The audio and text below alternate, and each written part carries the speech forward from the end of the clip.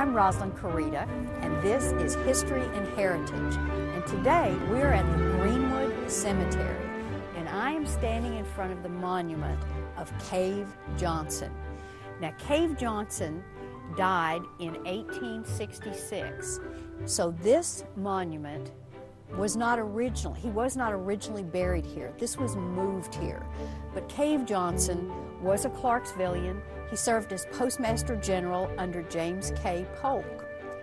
Today, we're going to talk about his family, and our guest is Carolyn Farrell, who is our expert. So stay with us. We'll be right back. Will you become a guardian angel? The Humane Society has been saving lives and helping families since 1968. We are an independently operated nonprofit organization, and the strength of our programs relies solely on donations and grants. Your donation will allow us to save animals from the local county shelter, as well as provide low-cost spay-neuter vouchers and more. All of our programs are geared toward providing families with options that prevent them from surrendering personal or found pets, which might otherwise be euthanized at a shelter. Please be a guardian angel today. Change how children in your community grow. Our children need us more than ever. Donate or volunteer. BigBrothersBigSisters.org.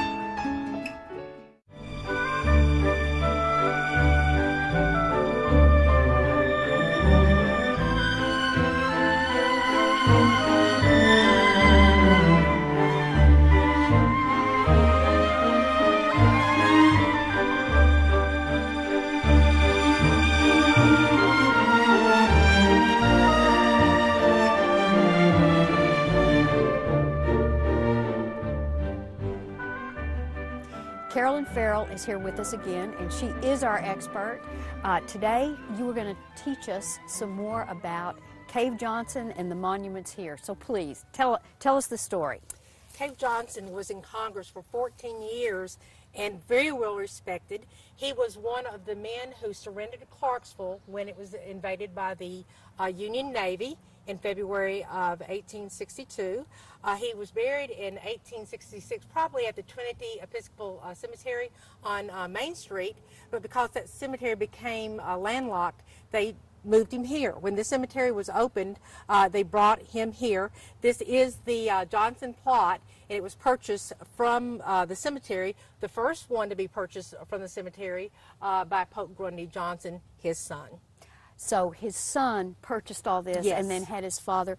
And the Trinity Cemetery, I mean, that in itself is a story, that it filled up and it was landlocked, couldn't grow anymore, so they actually paid someone to move all the graves. George Cook was a member of the Trinity, and they actually traded him the land for moving all the bodies over to either the city cemetery or to Greenwood. And it wasn't just because the cemetery became landlocked that they had to move it. That part of Clarksville after the Civil War became an area where there were a lot of saloons and not very nice neighborhoods moving in, and the ladies could not feel safe going and visiting graves there. They were actually verbally abused when they were at their families' plots, and they did not feel safe. So they moved. So Trinity moved? Yes. That's very interesting. So Cave Johnson is one of the older people, yes, that's buried, one of the oldest monuments. Yes. So his family, now tell us, okay, so Cave Johnson, and we know that Cave lived over there in the house next door to where Nanny Tyler. Well, he lived actually around the corner on Madison Street. Okay. The house that is on Madison Street marked as his house is not actually the real house. It burned down, and they rebuilt it like the original. But Cave Johnson, when he died, he was living with his, let's see, that would be his stepdaughter over at the Robb house. Okay. And so his son, Polk Grundy. And Polk is buried right here. Right here. Okay. Tell us about, I mean, this is a huge monument. Tell us a little bit about it itself. It's saying I was an important person. When you see a large monument like this, it's interesting that he made his monument, or had his monument made larger than his father's. Who was Postmaster General. Yes. So it says a lot. But Pope Grundy was very powerful. He was a clerk with the court in Clarksville. He owned a lot of land. He, of course, married twice. He married Emma Robb, and then he married Nanny Tyler, the sister of Judge Tyler. And his family is buried here. His first wife is here with the children that they lost. And Nanny, his second wife, with the children that they lost, are all buried here within the same section. You know, we know that at that time it was not uncommon for people to lose their young children. Right. And what a tragedy. In the monument itself, I know we talked a little bit about Victorian times and that there was a lot of symbolism on the actual monument. And so sometimes when we look at these monuments, we see sort of unusual features. Right. And in our time period, we don't quite get the language. Right. So like this, it almost looks very ghostly, these things on each side. It's meant to be. This is probably one of the most common funerary art that is done at this time. It is an urn, and it is draped, and it is showing the earthly remains, and of course the drapes saying the separation between what is earthly and what is heavenly. Ah. It's a whole language Right. of icons and symbols within the cemetery, and some of them are meant to be complimentary, and some of them are not meant to be complimentary. You just need to know how to read them. And obviously you can read them. So within this Johnson family, take us through the rest of the family so we can see their monuments, and if there is something in this language, this funerary art, maybe you can point it out to us. Okay. Cave was the son of Pope Grundy and his second wife, Nanny Tyler. He was in the Spanish-American War and was wounded or became ill. I think he became ill during that war and never really recovered. He was probably in his 20s when he passed away. So this was a real blow. When you get a child, your child past childhood, you think they've got a good chance to go on and live. Right. And yet this tragedy befell them. Mm-hmm. So Pope Grundy named his son Cave after his Cave. father, Cave. Yes, after his grandfather. Grandfather. Right. And so on this monument, do we see anything in No, this was funerary? meant This to be is very this plain. Is very plain. Very plain. And so over here, though, we have These are an extended family. These are the Garlands, and Betty Garland was the stepdaughter of Alfred Robb. So this is really the in-laws. Okay. Over here. And again, her name is Nanny. Right.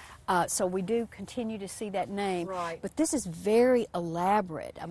You've got the stone, upon this rock I will build my church. You've got an open Bible or an open book saying that all my life is known to God. And you've got, obviously, a woman that's grieving and holding on to a cross, meaning that she's leaning on her faith. And you know, I think that without your explanation, we feel that, but having you explain it really does make sense, and as you say, explains the funerary art. And so this was extended family. Right. Take us back over to the Johnsons, where we see, you had said that they had lost twins. Okay. They would be over here. I believe they died within a month of each other. And this would have been the children of Emma Robb and Pope Grundy Johnson. So they're buried together. And this has been, you really can't read this very well. No, not very well. It's so old. Tell us about this in terms of funerary art. Okay, again, you've got the cross that is holding the two together. This is obviously a child's grave. It's much smaller, much simpler, but you've got the cross here, again, relaying the faith of the family that they are going to see these children again. They had such a strong faith. Even though you lost a child, they rest in assurance that because of their faith and what they believe, that these children would be seen by them again. And who do we, okay, here is... This is the mother. This is the first wife of Pope Grundy, and you can tell how much she was loved. He had a very ornate monument made for her. You've got the lilies up at the top, representing purity. Okay. And you've got the vines winding around the outside, which of course means everlasting life. Oh. And the very shape of it almost looks like a church. I mean, it looks like a Yes. Gothic window. yes, very ornate. It says a lot about his feelings towards her. Now, she was born in 1845, so these are quite old. I mean, this is Right. pre-Civil War, and died in 1872. Right. So do we think that this grave was moved, or would she have been able to have had her original internment here? I'm trying to remember when the cemetery actually opened here. It was in 72. So it's possible this could have Yes, been original yes. in 72. Right. So we have Cave Johnson. So we really have all the Johnson. Yes. Is there anybody that we did not point? Well, the second wife, Nanny Tyler, the sister of Judge Tyler, is buried here. And because of this large tree under us, a limb fell and about obliterated her name off of it. I don't know, I wish something could be done about that. That's very sad. Her daughter, now there's a son. Okay. This is the daughter, Mildred, who died. We have a portrait of her in her 20s, and so she did live beyond childhood. Very attractive young lady. And again, these are very simple. We're not Yes. seeing a lot of Yes. symbolism. No. But you know this cemetery so well, and you had told me about a number of different stories, and I hope that we can take a look at some of those. Have you ever been hungry, worried about where you're going to get your next meal? Loaves and Fishes is an organization feeding the hungry. Primarily through volunteer efforts and donations, we are able to accomplish this mission. Loaves and Fishes provides a midday meal Monday through Saturday year-round. We provide food to agencies helping the needy through our distribution program. If you would like to donate, get involved, or for more information, you can find us on the web at www.loavesandfishestn.org. Please help us with our mission of feeding the hungry. Will you become a guardian angel? The Humane Society has been saving lives and helping families since 1968. We are an independently operated nonprofit organization, and the strength of our programs relies solely on donations and grants. Your donation will allow us to save animals from the local county shelter, as well as provide low-cost spay-neuter vouchers and more. All of our programs are geared toward providing families with options that prevent them from surrendering personal or found pets, which might otherwise be euthanized at a shelter. Please be a guardian angel today.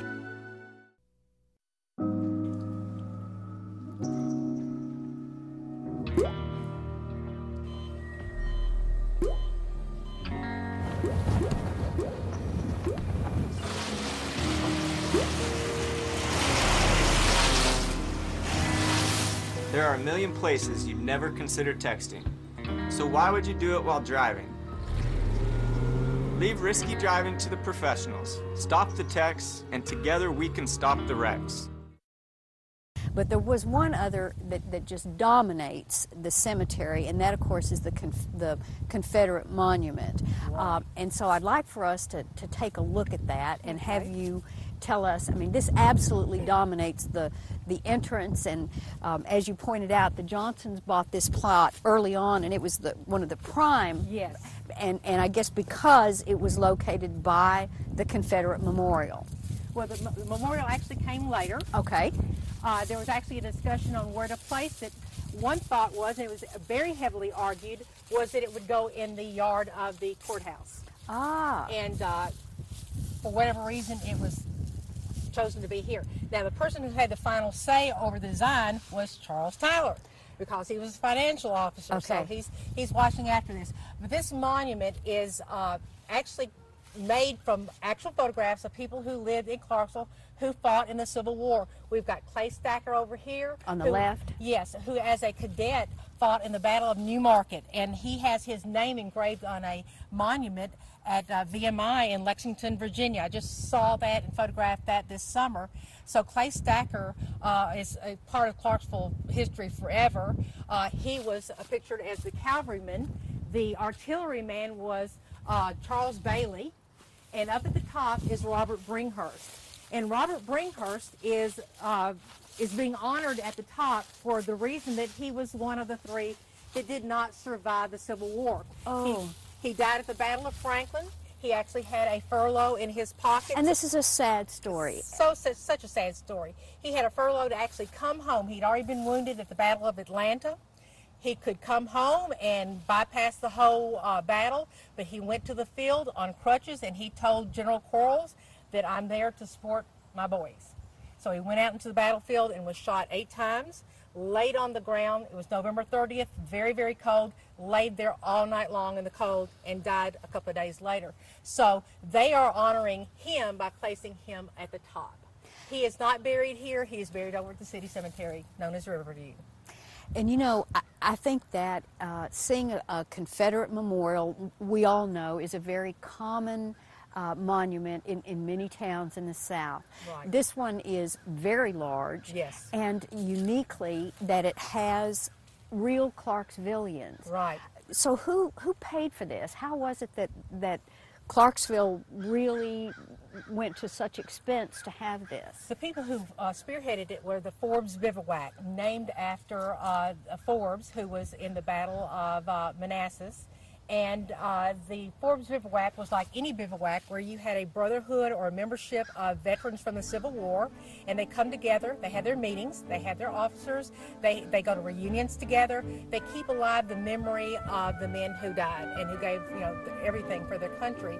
And so they spearheaded this, and Charles Tyler, who of course was a member of Forbes Bivouac, he was in the 50th Tennessee, and he actually was the final say on the design of the statue or the monument itself, and they raised the money in Clarksville and had the statue made, the monument made. The funny story about this is it was so large that when they got the monument here, I think it was made in Chicago, they got it to the train station, and the man who had done the work behind it thought that the railroad depot was right next to the cemetery. So they've got this huge monument with no way to get it from the depot over here to the cemetery. So the man has to go back to Chicago, get some trucks, drive them all the way to Clarksville to get this thing set up in the cemetery. Oh man, it was a mess getting this thing set up.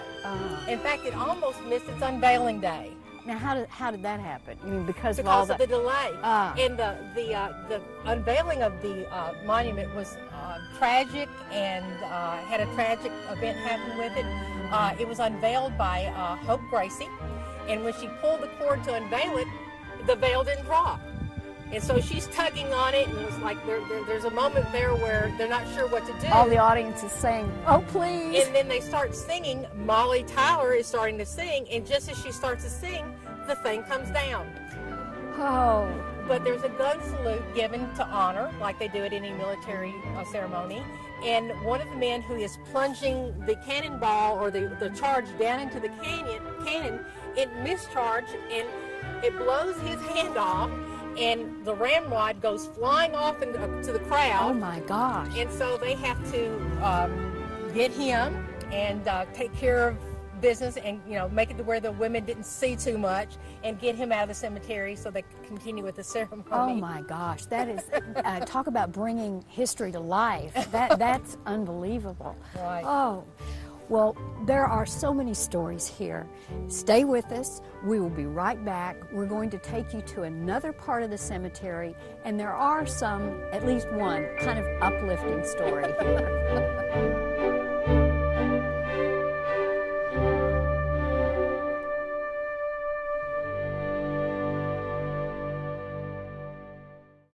Thanks for calling the GED Pep Talk Center. Jerry Siller speaking. Your level 7 in-your-face pep talk.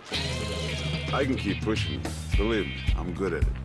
Once you've got your GED diploma, you'll feel so good about yourself. You tell him. Mr. Trejo, can I transfer this guy to you? He needs something a little more Persuasive?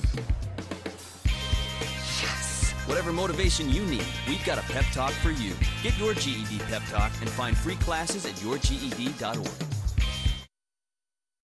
You've served your country. Now you're home. It's supposed to feel great, but you're hurting, and you don't want anyone to know. For any current or former military service member or family member struggling with PTSD or other issues, there's help. It's the Military Helpline. It's confidential, it's free, and it's there 24/7. The Military Helpline is staffed by veterans and citizen volunteers. Heal the hurting. Call 888-457-4838 or go to militaryhelpline.org. One of the really interesting stories that we have, and this is probably one of the, it's almost a soap opera. It's just a sad, tell us, I mean, clearly this is an unusual monument. Tell us a little bit about this. This is Blanche Lewis, and she was born to the family of one of the wealthy ironworkers in Clarksville and actually Stewart County. And she was a beautiful young lady, was a student at the Clarksville Academy, was engaged to a young man who, like everybody else in Clarksville that was of age, left for the Civil War. His name was Augustus Tarwater, and he went to war, was actually a prisoner of war, lived through that, came back to Clarksville. They set their wedding day. They were getting ready for their wedding on Christmas Day, and he had caught a cold up north on a business trip and was sick up until the day that they were to be married, and then he died on the day of their wedding. Oh my gosh, on the day of their wedding. And they had already sent out wedding invitations, or were getting ready to, and so they turned the back of the wedding invitation over and put the funeral invitation. And at the time when you received a funeral invitation, you were bound by honor to attend. It wasn't a question of whether you would or you were supposed to attend. And so she lived out her life still in love with him, and lived to be in her 60s and wanted to be buried next to him here, and so she is. And so in this monument, is there anything that you can tell us symbolically? Well, she's holding lilies again, which represent purity, and she's holding one in her hand here. My question has always been, why is the statue made to look this direction? If he's buried over here, why wouldn't she'd be looking at him? She would be. Maybe it was because the other plots had been bought by the time this is the only one open. But she's actually facing away. This is Augustus's brother Hiram, who married her sister. Oh, now this is his. This is his grave. And so this, she is buried next to him. Yes. Tell us about this symbolism. The vine, of course, is representing everlasting life again, and it's trailing upward. You've got the column, which again is showing significance. The column always represents something of importance. So again, his monument is very stately. Okay, so here is Augustus that died on their wedding day. Yes. And Augustus's brother. Right, who married her sister, Sally. There were two brothers and two sisters in love. Oh, what a sad story. They had a child that they named Augustus, and he died very young. Oh, this is a tragic story. Yes. And so the symbolism here and here is plain, I think, to us. Right. Are there any others that are close around here that you see that have some symbolism that we haven't really seen? Not in this general area, because you can see that there's some plain ones over here, but there are plenty throughout the cemetery. There's a whole language here. And I know you've taken the time to learn this language, and we did promise that we were going to have one uplifting story. So let's go find that one uplifting story. Okay.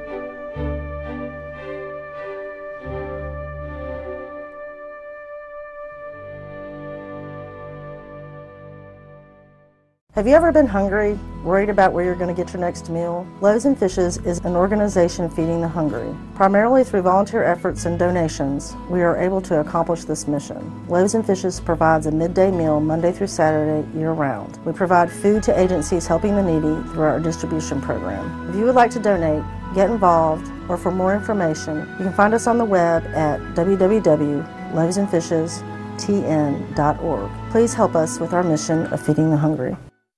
Change how children in your community grow. Our children need us more than ever. Donate or volunteer.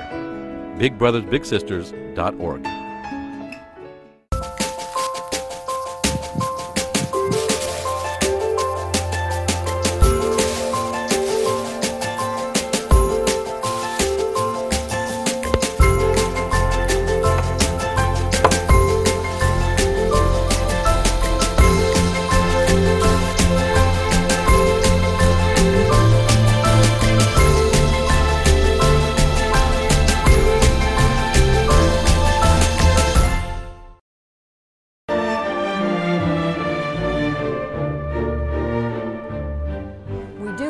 one uplifting story. And Carolyn, I think this is great, and what I really like too is the way you discovered it. And you know, a lot of these graves we don't have, they're hard to read. Right. So tell us the trick to being able to read this. Well, a lot of people are familiar with using a pencil and doing the little rubbing and so forth. Using a paper. Using the paper, yeah, yes. and okay. What I do is I take just plain cooking, baking flour, dry, and I take it and I push it up, and you can tell where I've done that. You push it up, and it'll make the writing come or stand out like a negative, and so it's much easier to read. It doesn't hurt the stone. It's washed out when it rains. Right. So that's my technique. That is a great technique, and this is okay. This monument. Tell us, this was a significant person. Right, but he's done something really unique here. Most monuments are meant to be talking about the person. He's reversed it. He's welcoming the people coming to visit him. And his little writing here says, "Glad to see you, call again. May God ever bless the living." And it says, "And may the flowers around the grass of the dead ever bloom," or the graves of the dead ever bloom. Oh. He's turned it around. It's right. like, instead of sadness yes. coming to visit, he's saying, "Happy to see you. Yeah, Thanks for visiting. coming." Yeah, so it's a very uplifting, and I wish I knew more about the person. It's Eleazar, but he turned it around. Well, and knowing you, I know that there's a lot of detective work ahead, and you will find out about this fella. You will. And he is in a beautiful setting. Right. Tell us, Greenwood Cemetery itself, people can still be buried here. Yes. We look at all these really old tombstones, but people really can still be buried here. And there are also, there's so many graves here. Do you have any idea how many? I think there's something like 13,000 plus. Ah. And they can expand. There's like 100 acres here, and as they need, they expand the cemetery like they did in this section over here behind the mausoleum. Okay, and then there are places where they're not going to put. Not ever. Kind of point that out to us. Okay, we are over here on the rim of what is called the bowl. The bowl. Or the sunken garden. Okay. And, this was probably natural. It is natural. One of Clarksville's famous little sinkholes that we have. Yes. And it was designed not to have anything major growing in it. These trees, again, were probably planted by the squirrels. And if you look right there through those two trees, you'll see some stairs going down to the sunken garden. At the time that Herbert Rourke designed and landscaped Greenwood, he had a gazebo down here. There were park benches all around because this was a park-like setting, and it was, again, the thinking of the time is to make a graveyard attractive, welcoming, and comforting. And so he had places for people to sit and visit. And they would come off the trolley cars, have picnics here in the cemetery, and Sam Beatty, let's see, was it Beatty or maybe Hicks? They actually sparked here in the cemetery. They courted in the cemetery because it was a park-like setting. There were other people around, which was very proper. Right. So, but no burials are ever going to be allowed in the sunken garden. Well, I have to comment, you said that the squirrels buried a lot of the nuts and are responsible for all these beautiful oak trees. They couldn't have done a better job. They did a very good job. It is such a beautiful setting, and as you said, it is comforting, and when because this is a history show, we, of course, love history, and we're surrounded by it. Yes. I think that this really sums up everything we try to do when we talk about our history and our heritage. Right. So I thank you for You're very welcome. Teaching us, and we'll do this again. Remember, it's your history and your heritage.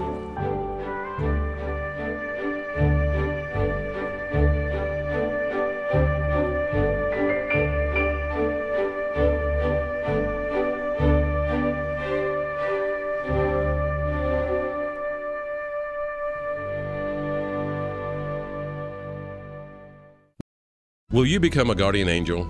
The Humane Society has been saving lives and helping families since 1968. We are an independently operated nonprofit organization, and the strength of our programs rely solely on donations and grants. Your donation will allow us to save animals from the local county shelter, as well as provide low-cost spay-neuter vouchers and more. All of our programs are geared toward providing families with options that prevent them from surrendering personal or found pets, which might otherwise be euthanized at a shelter. Please be a guardian angel today. change how children in your community grow. Our children need us more than ever. Donate or volunteer. BigBrothersBigSisters.org. Have you ever been hungry, worried about where you're going to get your next meal? Loaves and Fishes is an organization feeding the hungry. Primarily through volunteer efforts and donations, we are able to accomplish this mission. Loaves and Fishes provides a midday meal Monday through Saturday year-round. We provide food to agencies helping the needy through our distribution program. If you would like to donate, get involved, or for more information, you can find us on the web at www.loavesandfishestn.org. Please help us with our mission of feeding the hungry.